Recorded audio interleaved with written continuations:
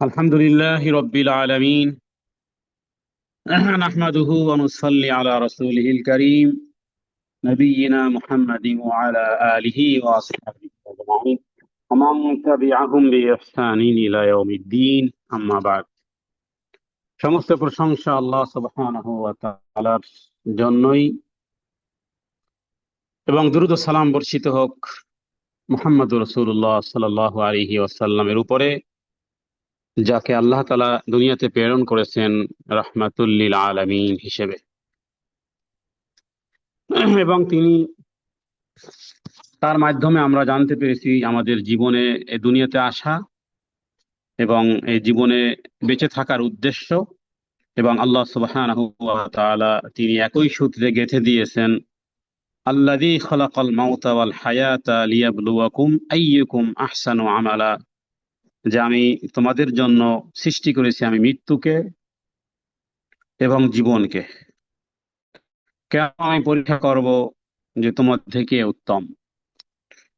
যদি কোনো ব্যক্তিকে আপনি প্রশ্ন করেন যে আর কতদিন বাঁচবেন, কেউ এই প্রশ্নের উত্তর দিতে পারবে না, বা আপনার হায়াত কতদিন আছে কেউ বলতে পারবে না। এই প্রশ্নের উত্তর পৃথিবীবাসী জানে যে দেওয়া সম্ভবপর নয়।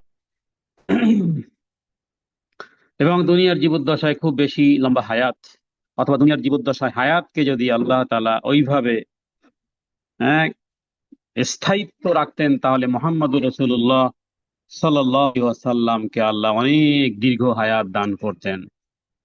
কিন্তু আমরা জানি যে 63 বছর 2 মাসের মতন রাসূলুল্লাহ সাল্লাল্লাহু আলাইহি ওয়াসাল্লাম দুনিয়ার জীবদ্দশায় তিনি বেঁচে ছিলেন, এরপরে তিনি দুনিয়া থেকে ইন্তেকাল করেছেন।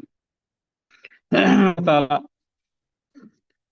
কোরআনুল কারীমে আমাদেরকে ঘটনা শুনিয়েছেন। হায়াত প্রত্যেকটা সেকেন্ড গুরুত্বপূর্ণ, প্রত্যেকটা দিন এবং রাত যেহেতু গুরুত্বপূর্ণ, কে কতদিন আমরা বাঁচবো আমরা যেহেতু জানি না। একজন ব্যক্তিকে দিন এবং রাত, কোন ব্যক্তি এবং হিসেবে নিজেকে যে আমি কি মুমিন নাকি আমি মুনাফিক, এটার হাদিস থেকে মোটামুটি একটা ইন্ডিকেটর এভাবে আমরা নিজেকে সাব্যস্ত করতে পারি। কারণ রাসূলুল্লাহ সাল্লাল্লাহু আলাইহি ওয়াসাল্লাম একাধিক হাদিসে আল্লাহ সুবহানাহু ওয়া তাআলা কোরআনুল কারীমে বেশ কিছু কথোপকথনের সারমর্ম হলো যে, যে ব্যক্তি আল্লাহ তাআলাকে স্মরণের মধ্যে রাখে আর যে ব্যক্তি স্মরণ করে না। হাদিসে যেভাবে বলা হয়েছে জীবিত এবং মৃত্যু, এটা একটা হাদিসের উপমা। আর একটা উপমা আছে যে মুমিন এবং মুনাফিকের মধ্যেও পার্থক্য হলো এমন, মুমিন খুব বেশি আল্লাহ তাআলাকে স্মরণ করে, ওয়াযযাকিরিন আল্লাহ কাসীরান ওয়াযযাকিরাত। আর মুনাফিক কি করে? মুনাফিক খুব কম স্মরণ করে। কোরআন কারীমে আল্লাহ তাআলা উল্লেখ করেছেন, মাইযকুরুনা ইল্লা কালিলা, খুব সামান্যতম স্মরণ আল্লাহ তাআলা। আবার কোন কোন ইবাদত গুলো করতে গেলেও আলস্য ভরে অথবা দেখানোর নিয়তে ইত্যাদি গুলো ইবাদত গুলো করে। তার মানে সত্যিকার অর্থে হাক্কিকাতান সে আল্লাহ তাআলাকে স্মরণ খুব কম করে।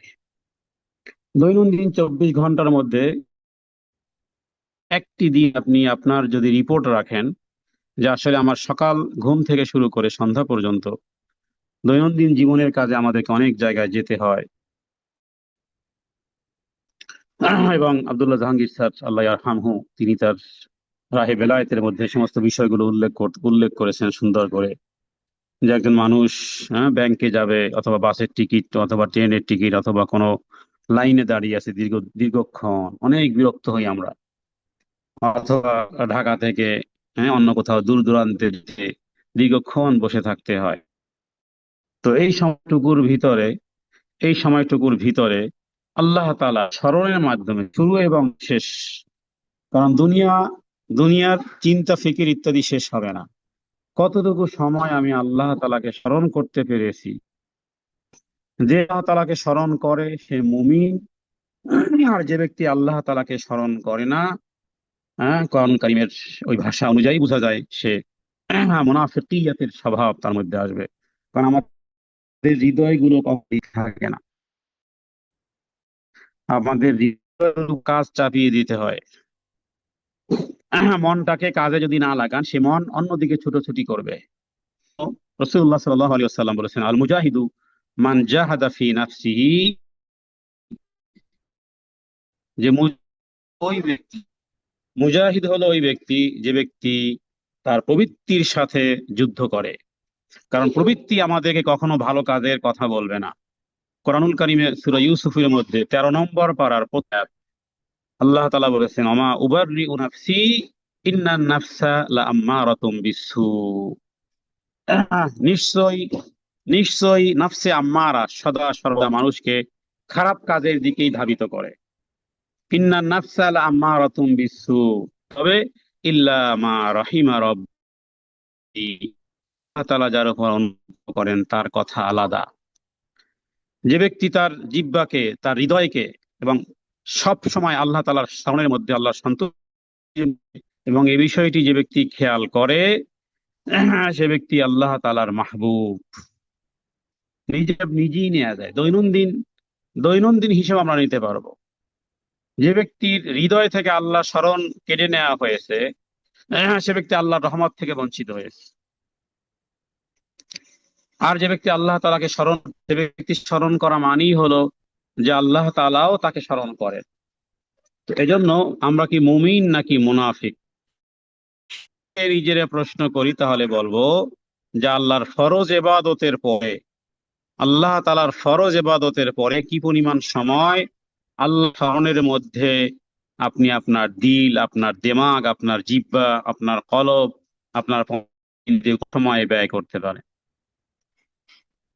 এই পরীক্ষায় যদি আপনি 51ও পান, এই পরীক্ষায় যদি না, আজকের মধ্যে ম্যাক্সিমাম সময়, কারণ ঘুমাতে গেলেও আল্লাহ তাআলার স্মরণ। ঘুম থেকে উঠে সাধারণত ভাবে আমরা অনেকেই বিভিন্ন রকমের চিন্তা চেতনা মাথায় আসে। ঘুম থেকে উঠে দোয়া পড়াটা, এটা অনেক বড় আল্লাহ তাআলা শেষ রহমত। অথবা ঘুম ভেঙে গেছে, সাথে সাথে অন্য কোনো কথা স্মরণে আর না রেখে, তাসবিহ তাহলিল পড়া, সুবহানাল্লাহ, আলহামদুলিল্লাহ, লা ইলাহা ইল্লাল্লাহ, আল্লাহু আকবার, এরপরে লা ইলাহা ইল্লাল্লাহু ওয়াহদাহু লা শারীকা লাহু লাহুল মুলকু ওয়া লাহুল হামদু ওয়া হুয়া আলা কুল্লি শাইইন কাদির। যদি কেউ, হাদিসে রাসূলুল্লাহ সাল্লাল্লাহু আলাইহি ওয়াসাল্লাম বলেছেন যে কেউ যদি এই কথাগুলো পড়ে, এরপরে সে যদি আল্লাহ তাআলার কাছে দোয়া করে, আল্লাহ তাআলা তার দোয়া কবুল করবেন। তো এটি ঘুম থেকে জাগ্রত হওয়ার পরে বিভিন্ন রকমের কথা আমাদের হৃদয়ের মধ্যে আসে, অথবা ঘুম থেকে উঠে যাওয়ার শেষ সময়কালে অনেক কথাই মনে থাকে না। তো দোয়া করতে পারাটা, এটি আল্লাহ তাআলা অশেষ এক করুণা, অশেষ এক কৃপা। তবে সেজন্য আপনাকে যতক্ষণ সজাগ থাকতে হবে, ততক্ষণ যেন আল্লাহ তাআলার স্মরণের মধ্যে জিহ্বাকে তরুতাজা রাখতে পারি। আর এই জন্য কিছুদিন কিছুদিন যদি কেউ চেষ্টা করে, এর দ্বারা কি হবে, কারণ পৃথিবী ছেড়ে আমাদেরকে যেতে হবে। মানুষ আমাদের আমাদের মৃত্যুর পরে আমাদের সন্তান সন্ততিরা কবরের পাশে গিয়ে দোয়া করবে, অথবা দূরে থেকে দোয়া করবে কি করবে না, এই গ্যারান্টি কেউ দিতে পারবে না। তাহলে যাদের জন্য সময় ব্যয় করা হলো, অর্থ ব্যয় করা হলো, তারা কতটুকু আমাদের জন্য দোয়া করবে আমাদের জানা নেই। বরং আমরা ওই প্রস্তুতি গ্রহণ করতে হবে যে সত্যিকার অর্থে আমি যদি দুনিয়া থেকে চলে যাই, আমার আমল, আমার আখলাক, আমার আদব, আমার মুআমালা, আমার মুআশারা, আমার 24 ঘন্টার সময়কাল মাধ্যমেই আমার পরকালের গৃহ আবাদ করতে হবে। এটা মনে রাখতে হবে যে তাসবিহ তাহলিল দ্বারা যেহেতু জান্নাতে গাছ আল্লাহ রোপণ করেন।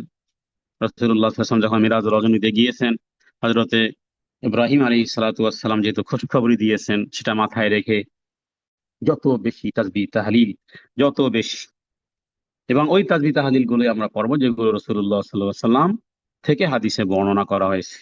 আমাদের দেশে এসে আমি দেখলাম যে অনেক ভাইকে দেখেছি বিভিন্ন সফর করার মাধ্যমে যে তারা জিকির করতেছে।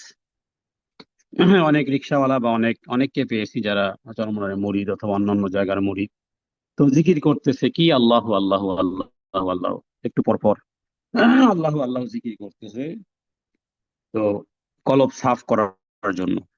প্রশ্ন হলো যে আল্লাহু আল্লাহু জিকির রাসূলুল্লাহ সাল্লাল্লাহু আলাইহি ওয়াসাল্লাম এবং সাহাবায়ে কেরাম রিদওয়ানুল্লাহি তাআলা আলাইহিম আজমাইন তাদের জীবদ্দশায় এই আল্লাহ আল্লাহ জিকির করেছেন কিনা। হাদিস সার্চিং করলে আমরা দেখবো যে নেই, কেউ আল্লাহ আল্লাহ জিকির করেননি। বরং হাদিসে হ্যাঁ, যে সমস্ত জিকির গুলো তার মধ্যে সুবহানাল্লাহ, আলহামদুলিল্লাহ, লা ইলাহা ইল্লাল্লাহ, আল্লাহু আকবার, ওয়ালা হাওলা ওয়ালা কুওয়াতা ইল্লা বিল্লাহ, এই সমস্ত আজকার গুলো আছে। তো আমার মূল উদ্দেশ্য হলো যে মৃত্যুর পরে মুমিনের, মুমিনের সম্মান, দুনিয়াতে দুনিয়াতেও আল্লাহ তাআলা নফল আমলের কারণে, অধিক জিকির আজকার করার কারণে দুইটা ফায়দা হয়। এক হলো যে ফেরেশতারা বন্ধুত্ব করতে চায় ওই ব্যক্তির সাথে। আর আরেকটা বিষয় হলো যে শয়তান থেকে দূরে থাকা যায়। কারণ আপনি চুপচাপ বসে আছেন, বিভিন্ন থিঙ্কিং, বিভিন্ন চিন্তা ভাবনা আপনার হৃদয়ের মধ্যে আনবে, এবং এর মাধ্যমে, কারণ শয়তান তো কখনো ভালো জিনিস আনবে না, এর মাধ্যমে আপনার জীবনে ঘটে যাওয়া অথবা আপনার সাথে সম্পর্কিত অনেক বিষয়গুলো যেগুলো শয়তান আনবে হৃদয়ে, এবং সেগুলো টুডে টুমোর আস্তে আস্তে করে সেই সমস্ত আলোচনা পর্যালোচনা এবং মানুষের সাথে মহামেলা মহাশরা সেইভাবেই হবে, যেগুলো শরীয়তের দৃষ্টিতে লঙ্ঘন। আর কোরআন কারীম থেকে বোঝা যায় যে আল্লাহ তাআলা কোরআন কারীমে উল্লেখ করেছেন, যে ব্যক্তি আল্লাহ তাআলার সঙ্গে দূরে থাকবে, আল্লাহ তাআলা তার জন্য শয়তানকে নির্দিষ্ট করে দিবেন। ومن يعش عن ذكر الرحمن نقيض له شيطانا فهو له قرين। শয়তান তার সঙ্গী হবে। তাহলে আমরা ফরজ ইবাদতের পরে আমাদের সময়গুলোকে দ্বীনি কাজে ব্যবহার করব দুই কারণে। এক হলো যে শয়তান থেকে বেঁচে থাকতে পারবো, কারণ যখনই আজকার করা হয় তখন শয়তান যে রক্তের শিরা উপশিরায় চলাফেরা করে এবং আমাদের হৃদয়ের উপরে সে হাত দিয়ে রাখে। যখনই আজকার করা হয় সূরা নাস এবং ফালাকের তাফসীরের মধ্যে আমরা এই কথাগুলো বলেছিলাম, তাফসীরে কুরতুবী, তাফসীরে রুহুল মানি, তাফসীরে ইমাম ইবনে কাসীর সহ একাধিক তাফসীরে এই বিষয়টি আনা হয়েছে হাদিসের রেফারেন্স দিয়ে। সূরা নাস এবং ফালাকের তাফসীরে যে যখন ইলা আল্লাযী ইউওয়াসবিসু ফি সুদুরিন নাস, এই কর্মটা বন্ধ হয়ে যায় যখন সে আল্লাহ তাআলা স্মরণ করে। আল্লাহ তাআলা স্মরণের মাধ্যমে আমরা অনেক সময় অনেক আজগুবি প্রশ্ন করি, অনেক বিভিন্ন, অনেকের অনেক মনের মধ্যে প্রশ্ন আসে, হ্যাঁ, এরপরে এই ঈমান সম্পর্কে, আল্লাহ সম্পর্কে, রাসূল সম্পর্কে, অথবা আলেম ওলামার বক্তব্য থেকে ভুল প্রমাণ করার জন্য বিভিন্ন রকমের মন্তব্য আমরা সোশ্যাল মিডিয়াতে দেখি। এগুলো এগুলো একটা এগুলো এক রকমের গবেষণা। দীর্ঘ সময় যদি আল্লাহ স্মরণ থেকে গাফেল থাকে, বিভিন্ন জিনিস আমরা দেখি, শিক্ষা করি, এর মাধ্যমে এর একটা নির্যাস আমাদের হৃদয়ে যায়। আর সেখান থেকে বিশেষ করে যারা আল্লাহ স্মরণ থেকে গাফেল, এদের প্রশ্ন এবং এদের পাণ্ডিত্য এবং এদেরকে শয়তান একটা বিষয় বুঝায় যে তুমি এক অভিন্ন ব্যক্তি, মানে তোমার জ্ঞান গরিমা, তুমি যেটা সঠিক।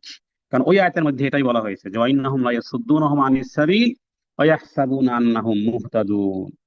সে আল্লাহ তাআলার পথে বাধা প্রদান করে অথচ নিজেকে ভাবে যে সঠিক পথে আছে, সঠিক পথে সে আছে। আল্লাহু আকবার। এটা যদি কখনো কোনো মানুষের মনের মধ্যে যদি এটা থাকে যে আমি সঠিক পথে আছি, অথচ সেটা কোরআন সুন্নাহ গ্রহণ করে না, তাহলে এর চেয়ে হতভাগা আর কি হতে পারে। কারণ সে তো ওটাকে সঠিক মনে করেই দুনিয়ার জীবন পার করেছে। তাহলে বাঁচার উপায় কি? বাঁচার উপায় হলো ওই যে তাসবিহ তাহলিল জিকির আজকার, সদা সর্বদা ভালো কাজের মধ্যে লিপ্ত থাকা এবং প্রতিদিন মৃত্যুকে স্মরণ করা। রাসূলুল্লাহ সাল্লাল্লাহু আলাইহি সাল্লাম বলেছেন যে মৃত্যুর স্মরণই নসিহতের জন্য যথেষ্ট। কাফা বিল মাউতি ওয়াইদা, কাফা বিল মাউতি ওয়াইদা। রাসূলুল্লাহ সাল্লাল্লাহু আলাইহি ওয়াসাল্লাম তিনি কোন এক সাহাবীর জানাজায় অংশগ্রহণ করেছেন, এরপরে কবর তৈরি হচ্ছিল, নবীজি সেখানে বসলেন এবং নবীজি সেখানে সাহাবীদেরকে বললেন যে তোমরা আল্লাহ তাআলার কাছে কবর আযাব থেকে মুক্তি চাও। কথাটি তিনি বারবার বলতেছিলেন এবং তিনি বললেন যে মুমিন বান্দারা দুনিয়া থেকে যাওয়ার সময়, মুমিন বান্দা যখন দুনিয়া থেকে চলে যায় তখন আসমান থেকে ফেরেশতারা, তাদের মুখমণ্ডল সূর্যের ন্যায় উজ্জ্বল এবং জান্নাতি কাফন এবং জান্নাতি সুগন্ধি নিয়ে এই নেককার ব্যক্তির জন্য আসে, এবং এই মুমূর্ষু ব্যক্তি যতদূর দৃষ্টি যায় ততদূর এই ফেরেশতাদেরকে তারা দেখতে পায়। এবং আল্লাহ তাআলার সন্তুষ্টি এবং ক্ষমা সে অনুভব করতে পারে। এরা কারা আসলে? আমরা সবাই চাই যে আমাদের মৃত্যুটা এরকমেরই হোক। এরা খুব বেশি আমলকারী নয়, বরং যারা ফরজ ইবাদত পালন করেছে এবং নফল কাজসমূহ, অনেকে নফল কাজসমূহকে মনে করে এটা ফরজ তো আর না, অথচ আমরা দেখি সূরা আসরের মধ্যে আল্লাহ তাআলা আমানুর পরে ও আমিলুস সলিহাত বলেছেন।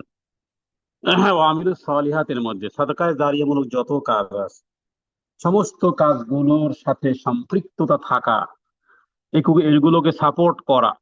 কারণ আল্লাহ তাআলা সম্পদ দিয়েছেন, সময় দিয়েছেন এবং জীবন দিয়েছেন, সব কিছু আল্লাহ একদিন কেড়ে নিবেন। কোরআনুল কারীমে আল্লাহ তাআলা আমাদেরকে বলেছেন যে বহু ব্যক্তিবর্গ আছে যারা কিয়ামতের দিন বলবে যে যদি আমাদেরকে আরেকটু সময় দিতেন তাহলে আমরা না'মাল সালিহান ইন্না কুন্না মুকিনিন। আল্লাহ বলবেন ওয়ালাউ শি'না লাআতাইনা কুল্লা নাফসিন হুদাহা ওয়ালাকিন হাক্কাল কাওলু মিন্নি লাআমলাআন্না জাহান্নামা মিনাল জিন্নাতি ওয়ান নাসি আজমাইন। তোমাদেরকে যতই সময় দেওয়া হোক না কেন, দুনিয়ার জীবদ্দশায় যত বৎসর, যত লম্বা হায়াত দেওয়া হোক না কেন, এরা এই আচরণই করত, এরা এই আচরণই করত। এই জন্য সম্মানিত মুহতারামগণ, আমাদের জীবন খুবই সংক্ষিপ্ত, কিন্তু পথ অনেক দূর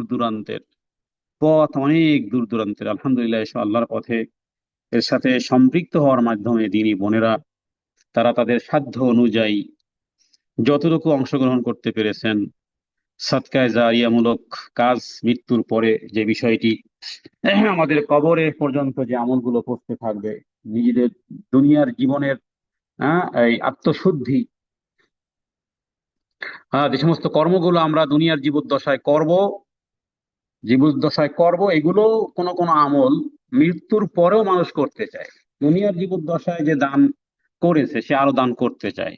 এমনকি এই সমস্ত কাজগুলো হাদিস থেকে পাওয়া যায় যে রাসূলুল্লাহ সাল্লাল্লাহু আলাইহি ওয়াসাল্লাম বলেছেন যে হযরত জাবের রাদিয়াল্লাহু তাআলা আনহু এই হাদিসটি বর্ণনা করেছেন যে কোন কোন ব্যক্তিকে, মুমিন ব্যক্তি কবরে রাখা হবে, আর তখন তার কাছে মনে হবে যে অস্ত মনে হয় যাচ্ছে, সূর্যটা মনে হয় অস্ত যাচ্ছে। তার দেহে যখন রুহু ফেরত দেওয়া হবে তখন সে চোখ মুছতে মুছতে ফেরেশতাদেরকে বলবে যে আমাকে ছেড়ে দাও, আমাকে ছেড়ে দাও, আমি নামাজ পড়বো, আমি নামাজ পড়বো। মোল্লা আলী কারি, তিনি একজন মুহাদ্দিস, তিনি এই হাদিসের ব্যাখ্যায় বলেছেন যে তার কাছে মনে হবে সে দুনিয়াতেই আছে,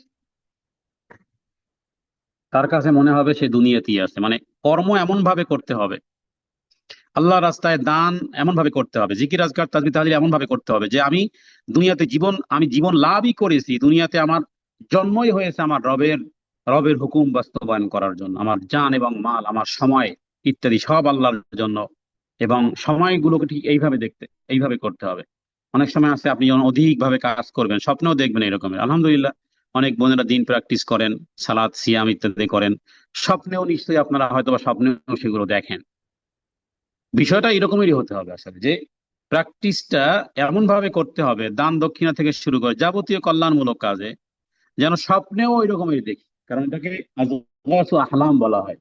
দুনিয়ার জীবদ্দশায় মানুষ এই কাজগুলো জীবন্ত অবস্থায় করে, সেগুলোর একটা রূপ স্বপ্নের মাধ্যমেও সে দেখে। এটাকে সূরা ইউসুফের মধ্যে বলা হয়েছে ক্বালু আযগাসু আহলাম। যখন বাচ্চা যখন স্বপ্ন দেখেছিল তখন কেউ কেউ বলেছে এটা আপনার ওই রকমের স্বপ্ন, যা দুনিয়াতে যা করেন সেগুলোই। তো তিনি বলেছেন যে এই লোকটি দুনিয়ার জীবদ্দশায় যেহেতু সে এই কাজগুলো করত, মৃত্যু হয়ে যাওয়ার পরেও তার রূহ যখন তার শরীর দেওয়া হবে, তার কাছে মনে হবে সে দুনিয়াতেই আছে। ফেরেশতাদেরকে সওয়াল জবাবের ব্যাপারে বলবে যে রাখো, আমাকে সালাত আদায় করতে দাও, আমাকে সালাত আদায় করতে দাও। কারণ দুনিয়ার জীবদ্দশায় সে বলবে যে আমার রক্ত শেষ হয়ে যাচ্ছে, আমার নামাজ ছুটে যাবে। তো এটা কে বলতে পারে যে জীবনেও এই শুধু সূর্য কি বলে শুধু ফ্রাইডে সালাত আদায় করে, মাঝে মধ্যে মন চাইলে পড়ে, এটা না। আর সালাতের মধ্যে মনে রাখবেন, ফজরের সালাত, ফজরের সালাত যে আদায়কারী সেই সত্যিকার অর্থে সালাত আদায়কারিনী। জোহর আসর মাগরিব এশা এটা এমনিতেই হয়, কিন্তু ফজরের সালাতটা হলো এরকম একটা সালাত যে আল্লাহ সম্মিলন ঘটান। গোটা পৃথিবীর মানুষের সাথে ফেরেশতাদের সম্মিলন ঘটান। হ্যাঁ, প্রোগ্রাম যখন আপনি যদি তখন না যান, চেয়ারও পাবেন না, খাবারও পাবেন না। দাওয়াত দেওয়া হয়েছে জুমার পরে, আপনি গেলেন মাগরিবের পরে, তো খাবার শেষ, চেয়ারও শেষ, প্যান্ডেলও শেষ, কি খাবেন? সময় সময় অনুযায়ী যেতে হবে। তাহলে পৃথিবীর মানুষের সাথে ফেরেশতাদের একটা সম্মিলন আল্লাহ তাআলা ঘটান। সেই সম্মিলন ঘটানোর বিষয়টি সূরা বনী ইসরাঈলের মধ্যে আল্লাহ তাআলা এভাবে বলেছেন, ইন্না কোরআন আল ফাজরি কানা মাশহুদা। ইন্না কোরআন আল ফাজরি কানা মাশহুদা। হ্যাঁ, আমরা তো ছোটকালে এই দেখতাম যে বাবা মা তারা রাত 3টা 4টায় উঠে সালাত আদায় করতো। বর্তমান সময়ের বাবা মাও এবং ছেলে মেয়েরাও এমন একটা অভ্যাস, হ্যাঁ, অনলাইনের এই এর মাধ্যমে, যে সবচেয়ে কয়জন কয়টা পরিবার বলতে পারবে যে ফজরের সালাত কোরবানি হয়নি এমন ঘর পাওয়া দুষ্কর হয়ে গেছে। বড়রাও অধিক রাত করে ঘুম, এরপরে বাচ্চারাও তাই, দেখে দেখি রাত্র 12টা 1টা 2টা বাজে ঘুমালে সে ফজরের সালাত কিভাবে পড়বে? ফরজ সালাতকে সবার আগে কোরবানি করা হয়েছে, অথচ এই এই ফজরের সালাতই গোটা ফেরেশতা কুলের সাথে, হ্যাঁ, মানবের, হ্যাঁ, এই দুই সৃষ্টির সম্মিলন আল্লাহ তাআলা ঘটান। ইন্না কোরআন আল ফাজরি কানা মাশহুদা। তো দুনিয়াতে যদি প্র্যাকটিস না থাকে সেই কথাগুলো বলতে পারবে না।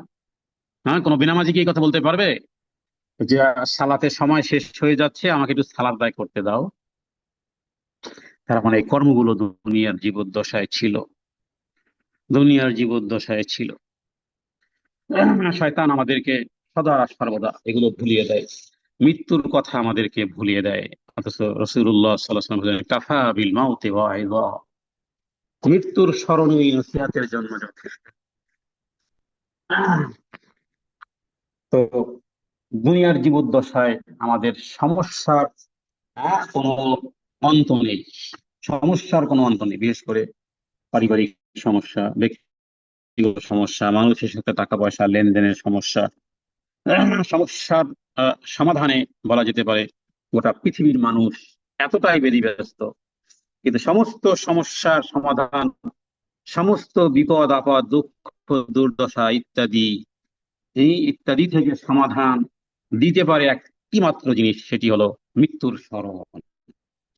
মৃত্যুর স্মরণই একমাত্র আমাদেরকে সমাধান দিতে পারে।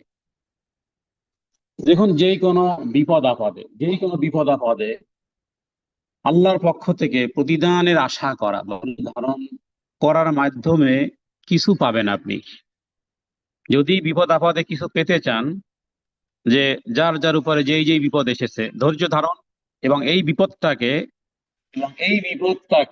আল্লাহ তাআলার পক্ষ থেকে প্রতিদানের প্রত্যাশা যদি করেন, তাহলে ফলাফল শুধু কিছু নয়, বরং বলা যেতে পারে পূর্ণ প্রতিদান প্রতিফল আপনি আল্লাহ তাআলার কাছে পাবেন। আর যদি এবং আপনার মর্তবার মর্যাদা বৃদ্ধি হবে, যে যেই সমস্যায় আছেন, যে যেই সমস্যায় থাকুক না কেন। কিন্তু এর বিপরীতে চিৎকার, হ্যাঁ, মামলা মোকদ্দমা, হাহুতাশ, এরপরে ঝগড়া বিবাদ ইত্যাদি ইত্যাদি যেগুলো করব, এগুলোর মাধ্যমে সংকট উত্তরণ হয় না। বরং নবীগণ তো মানুষ ছিলেন, তাই না? নবীগণ তো মানুষ ছিলেন, তাদের তাদের সমস্যাগুলো সকেন্দ্রিক ছিল। হ্যাঁ, স্বামী ভালো, স্ত্রী ভালো না, অথবা আর্থিক সংকট, আরো বিভিন্ন রকমের।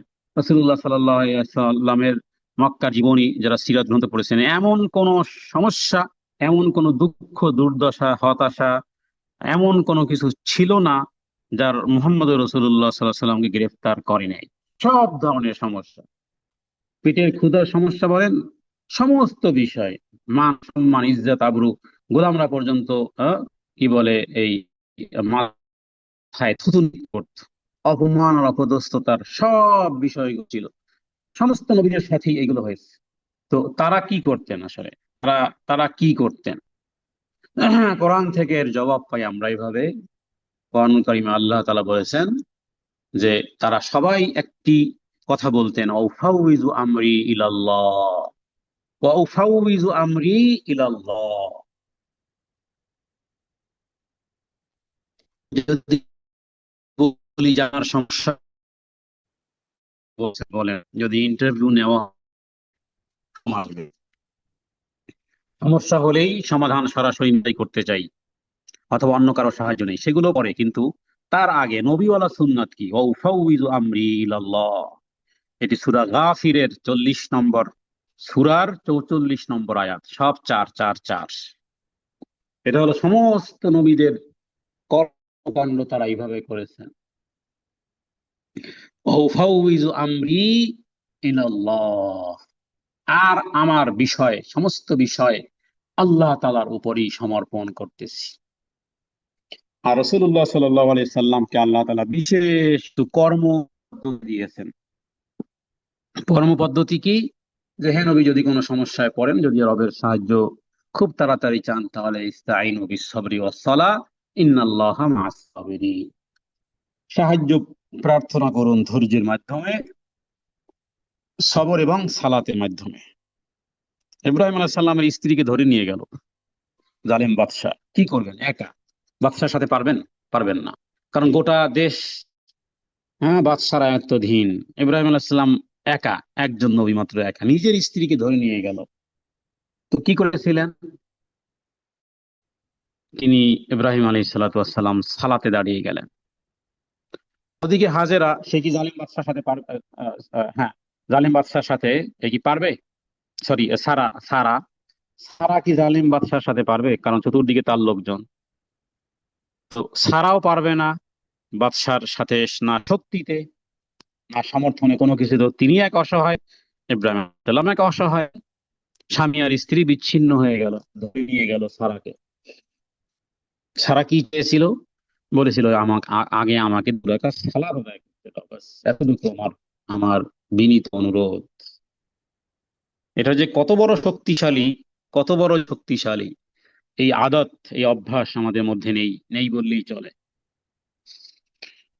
ইব্রাহিম আলাইহিস সালাম সালাতে দাঁড়ালেন, কারণ যখন তিনি এসেছিলেন, যতক্ষণ পর্যন্ত বিপদ না কেটেছে ততক্ষণ পর্যন্ত তিনি কিন্তু সালাতের মধ্যেই ছিলেন। এরপরে যখন হাজেরা সহ ফেরত আসলো সারা, আর লোকজন এসে দেখলো যে সালাতি আদায় করতেছে, এরপরে সালাত শেষ করলেন। তাহলে এখানে তিনি সালাতে দাঁড়িয়েছেন, আর ওদিকে হাজেরা, সরি সারা, সে সালাতে দাঁড়িয়েছিল ওখানে। জালেম বাদশা তার কুকর্ম, সে তার এই অন্যায় লিপ্সা সে পূর্ণ করতে পারেনি। এবং হযরতে সারা যেটা বলেছিল যে, হে আল্লাহ, আমি তোমার একজন নবী স্ত্রী, তার ঈমান, আমার এই দেহ শুধুমাত্র তাকে ব্যতীত আর কাউকে নেই, সালাতের মাধ্যমে সাহায্য চেয়েছে। তো এই কারণে আমরা বলবো যে আমাদের যে সমস্ত সমস্যাগুলো দুনিয়ার জীবদ্দশায়, বিপদ যত ছোট হোক, যত বড় হোক, ক্ষুদ্র থেকে ক্ষুদ্র, যত সংকট, যত ভয়ানক হোক না কেন, আল্লাহর নিকট সাহায্য প্রার্থনা করার সর্বোত্তম সর্বোত্তম পন্থা হলো সালাত এবং সবর। আপনার কাজ শেষ, এবার রবের কাজ রব করবে, রবের কাজ রব করবেন, এবং আল্লাহ তাআলার ফায়সালার প্রতি সন্তুষ্ট চিত্তে ধৈর্য ধারণ করা, বিনয়বনত হয়ে সালাতে মশগুল হওয়া। এবং রাসূলুল্লাহ সাল্লাল্লাহু আলাইহি সাল্লাম তার জীবনের যত সমস্যাগুলো সালাতের মাধ্যমে, সালাত দিয়ে, মিরাজ রজব তাকে সালাত আদায় করতেন, সমস্যার সমাধান আল্লাহ তাআলা তার মাধ্যমে দিয়েছেন। সালাত হলো সবকিছুর চাবিকাঠি। একটা ঘরে ঢুকতে পারতেছেন না, চিৎকার চিল্লাচিল্লি, লাফালাফি, দরজা ভাঙ্গা ইত্যাদি, এগুলো ওয়াল টপকানো, কত রকমের সমস্যার সমাধান কি ছিল? যে যদি এই রুমের তালার চাবিটা যদি আপনার কাছে থাকতো, অনায়াসে কেউ টেরও পেত না, অনায়াসে আপনি তালা খুলে এই ঘরে প্রবেশ করতে পারতেন। সেই চাবিটা কি আসলে? সমস্ত সমস্যার সমাধানটা কি তাহলে? সমস্ত সমস্যার সমাধান, সবকিছুর চাবিকাঠি কার হাতে? আল্লাহ তাআলার হাতে। আর তার নিকটে সাহায্য প্রার্থনার প্রধান হাতিয়ার বা সর্বোত্তম হাতিয়ার হলো সালাত। এবং যতক্ষণ পর্যন্ত এর ভয়, সংশয়, শান্তি, প্রফুল্লতা ফিরে আসে, আল্লাহ তাআলার জিকির, তাসবিহ, তাহলিল পাঠে মগ্ন থাকা। এবং এর মধ্যে উত্তম হলো যে কোরআনুল কারীমের তেলাওয়াত। কোরআনুল কারীমের তেলাওয়াত কিন্তু আফজালুজ যিকরি তেলাওয়াতুল কোরআন। কারণ আল্লাহ তাআলা বলেছেন, হ্যাঁ, যে আলা বিযিকরিল্লাহি তাতমাইন্নুল কুলুব, মন রেখো,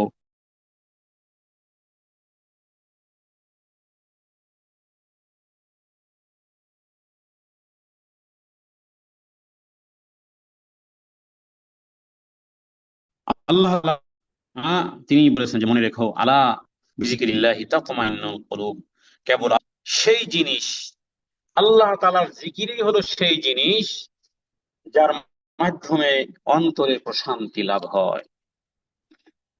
বিশেষ করে নিয়মিত সকাল সন্ধ্যা যে সমস্ত জিকির আজকার গুলো আছে, কোন রকমের অবহেলা গাফলতি না করে দোয়াগুলো, আপনার অকল্যাণ প্রতিরোধে এবং মজবুত কবচ। বিশেষ করে ইউরোপে অধিকাংশ বোনেরা বিভিন্ন রকমের সমস্যায় রুকাইয়া করতে হয় বিভিন্ন রকমের। তো রক্ষা কবচ বা প্রতিরক্ষা ব্যবস্থা হলো যে আল্লাহ তাআলার স্মরণ। আমি